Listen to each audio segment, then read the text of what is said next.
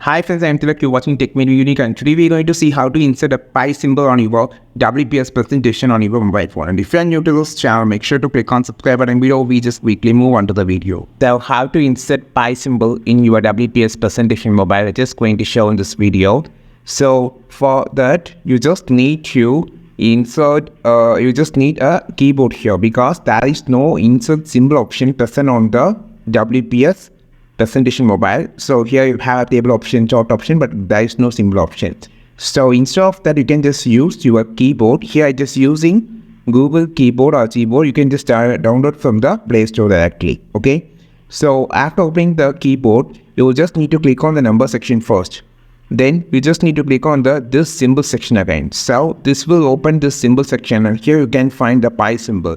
This is the only way that you can just insert the pi symbol on your WPS presentation on your mobile phone. I think this video helped you a lot. Like this video, share this video, subscribe to this channel. We will meet on next video with a super valuable content. This is Tilak signing off from TechMade Be Unique. Have a wonderful and beautiful day.